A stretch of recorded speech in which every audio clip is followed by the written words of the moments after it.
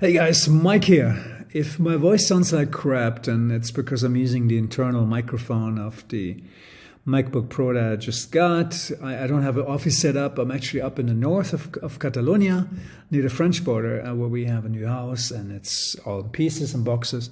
And I'm not even completely moved yet, so it turned into a complete train wreck. So I just looked at the market, and I wanted to record a quick update because the formation looks pretty interesting that I'm seeing right now. And it's something I wanted to kind of share because, most of you are probably looking at the market, maybe, during the holidays, maybe less seriously as usual because you have other things to take care of and to consider with the holidays coming. But, you're glancing at the market and, okay, wondering what's going on with crypto. Is it getting out of the gate? It has a tendency to drive us crazy.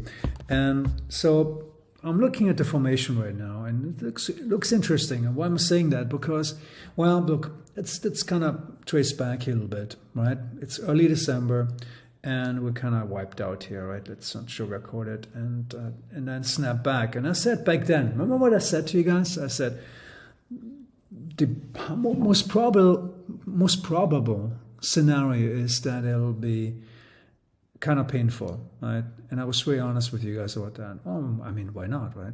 It's reality.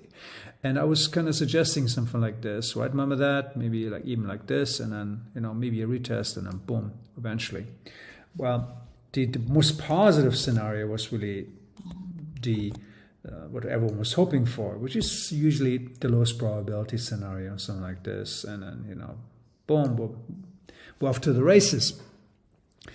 So, of course, we didn't get that. Michael was right again, unfortunately. I'm sorry. I apologize. And we're here still kind of churning around. But things are kind of looking up a little bit, at least today. Tomorrow's maybe another day. But I don't have my keywords, so I hope I'm hitting the right keys. But what I'm seeing here is a sequence of,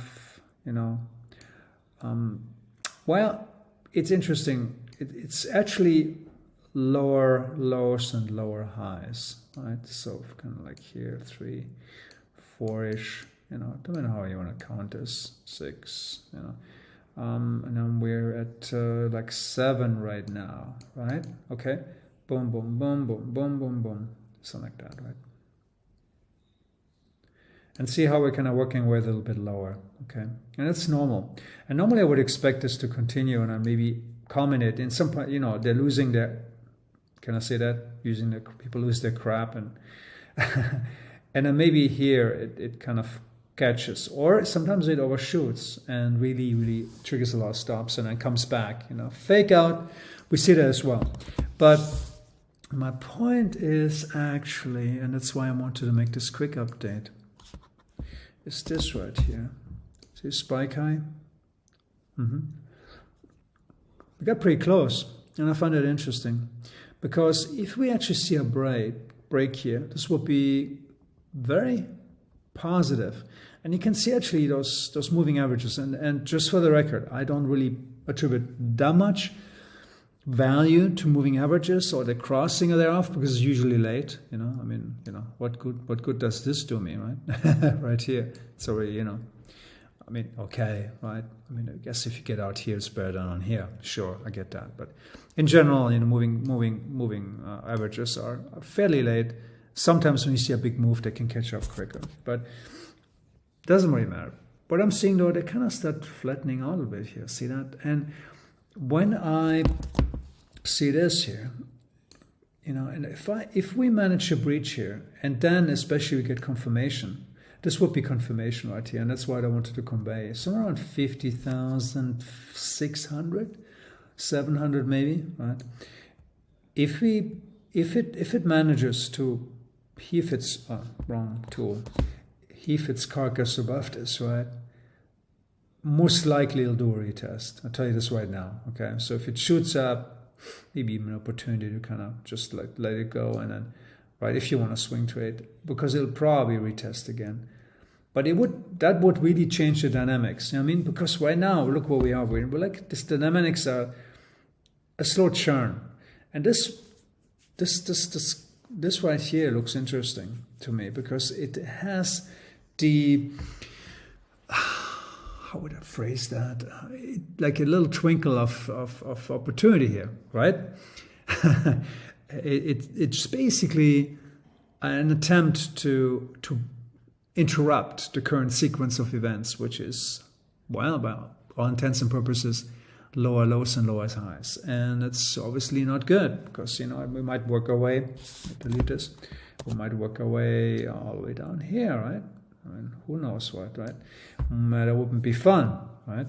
It's not fun. So what we want to see is a breach here.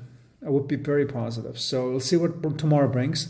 Now, and full disclosure, if it pulls back, if this candle, right? I mean, on my end, let me see here. What is it? Okay, let me remove this. Okay, on my end, it's almost midnight, and that means in like about 1.5 hours. 1.5 hours. But this candle will conclude, this daily candle. And again, it's an artificial construct, candles, right? They're just a view, but a lot of people look at them and so they take clues from that. So in that respect, it does have validity. So if we're closing very high, then the next candle could be, then this candle could be interpreted and could be seen as, all right, there's a positive sign, because it has been trying, it keeps failing. And so when we see this succeeding, right, a breach of the sequence of this current churn down, this kind of, like here, right?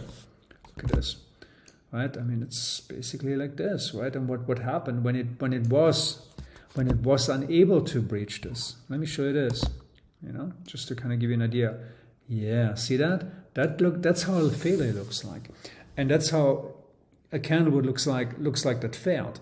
And then the next one attempted as well. Why? Well, read the candles. There's a long wick here, right? It's like a spinning, not a spinning top, the opposite. Don't know, I forgot. But, upside down spinning top. And so it just gets worse and worse, and it just falls off the plate. So what we want to see is the opposite, right? We want to see, if you want to turn this chart upside down, we want to see the opposite. We want this to, like this candle here, we want to see that one in green. See that? We want to see that one in green. An attempt, and then the next candle maybe can take this as an encouragement. It doesn't usually happen as quickly, like here, right? But the downside is always quicker than the upside in most cases. See that? How often do you see a big candle like that on the upside? Very rare. There's one right here. Okay, there's one there, but it's very rare. It's very rare. So, do you get the idea what I'm talking about? Does that make sense? Yeah, I hope so. Because that's really what it's all about when you look at price action. You're looking at all these candles, and then you kind of point, you put yourself psychologically, you might put yourself at that particular stage and what the level of thinking was, right? You can, if you want to practice that, you can also do this, right? You can say, okay, this is today. And then this happened. What goes on in the mind of the traders, right? Like here, what are similar formation, right? See that there? See that how that keeps happening over and over? This kind of stuff. So this is not unique, I mean, that's why I'm bringing this up. Okay, and then what happens when it fails? Right? Then there's consequences. And there's two different dynamics when it comes to this kind of price action. There are scenarios when let's say you have an ongoing trend and it fails, right? So for instance, let me show you this, and I apologize for the length of this, and maybe I'm babbling a bit. I'm very tired, to be honest. I came home at 4 a.m. last night. Well, not home. We drove up north to spend Christmas up in our new home, despite not having fully moved yet. And so I've been up since 4 a.m. I don't know what I'm operating on. Pure willpower. So coming back to the candles, what did everyone expect here? Well, we expected, of course, new all-time highs, right? We were at 68,000. This looks good. And then, right? Well, okay, the next one, right? We're going to shoot back up higher. That was the highest probable scenario at this point, correct? You would agree, right? I mean, look at all this evidence here. It's nice, serious, blah, blah. we've kind of like, volatility is kind of leaving, it's kind of depleting here, but then it picks up and say, okay, it's going to continue to the upside, right? Woohoo, 80,000, here we come. And then what happened? Boom. Nobody saw, like, trouble in paradise. And then everyone knew that if you drop through this, things could get ugly, right? Because, at that point, where we dropped from 68 to 56, right? It kind of creeps up on you. And then this happens. And this is basically at the point where we're like, it's people's psychology start changing a little bit. Like, okay, it could still, this right here, at that point, right? People think, this could work as support, right? Let me turn that off. Sorry about that. Somebody always wants something. and see how and then here, that's kind of the point of recognition right here. See that? It's like, okay, we are in trouble, right? And then there's an attempt, and this is really that right here is going to be the money shot, because it's trying to come back, because now it's already starting to form a pattern, and so denial kicks in, and you think this hope is still churning, right? And people say, okay, we're at 58,000, looking good, we're ready to pop up higher, and then the opposite happens. And see how the psychology developed. And so the psychology on the upside is a little bit different, because it comes from a position of fear. And where we are right now is a position of fear, because a lot of people are looking at this market, and 50,000 has been a psychologically very important threshold. And they want to recover, the market, traders, right? You and I, everyone else, all these people watching this video, and millions more who trading crypto, everyone holding Bitcoin, they want to see 50,000 conquered. It's a psychological, very important number. Why? Because we have 10 fingers, right? Decimal, my man. It's all about, right? It's all about numbers, round numbers. We're simple minds, okay?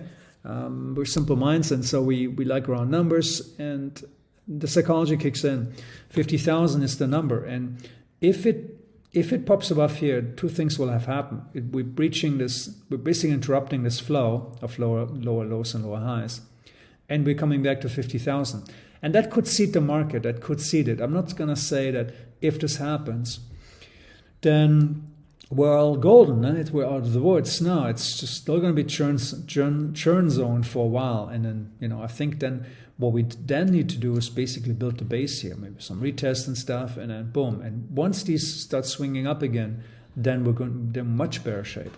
On the opposite side, with the, if this turns back into a bearish scenario, like something like this, right?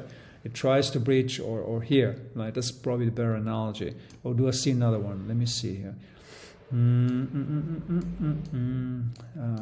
Okay. Yeah, okay. This is good. Okay, so this is actually very good. See this here? Okay.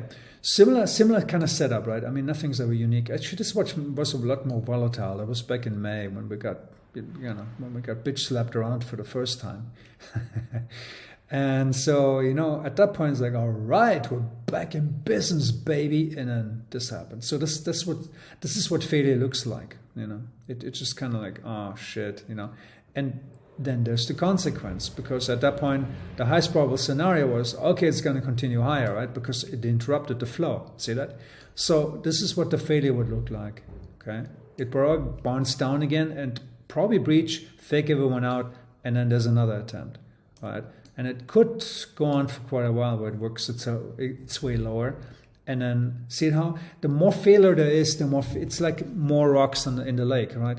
The more failures you get, the more the more damage is done to the market, right? You have technical failures, right? But because the market psychology really shifts more and more into fear, and a lot of people capitulate, and then throwing the towel, sell, because they see a lot of failure on the map, right? That's really when the vultures, that's us, kind of come in, right? And we bite on here, which we did, we bought at several intervals here, and we reap the benefits. So that's basically my story. Does it make any sense? And that's all inspired by that one candle. Would you believe it?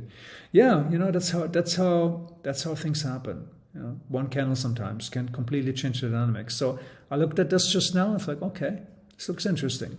So let's see what develops here. And then we, in a few days, I compare notes and see what we get. I'm a little bit absent right now. I apologize. It's just I'm really in a kind of course, Christmas is coming, and I'm in a very unsettled situation. I am still packed in Valencia and up in the north, where I'm right now for Christmas. There's a new house, and where we're going to be for like half a year, and that place we haven't moved into because several moving companies have flaked on us, and that's putting it very politically correct. I could go on, but you don't know, trust me. So it's been a complete train wreck, and so I'm in the middle of a lot of things, but I'm getting on top of it. And I'm ready to set up my new office, a lot of new gear, and it's going to be awesome. Really, we're looking forward to it. Also, I'm a lot more quiet here where I am, this new house. So I'm going to do a lot more recordings and stuff. It's much more fun. I'm really looking forward to the next year, really kind of hitting the ground running. And new initiatives are coming, a lot of stuff I haven't really talked much about.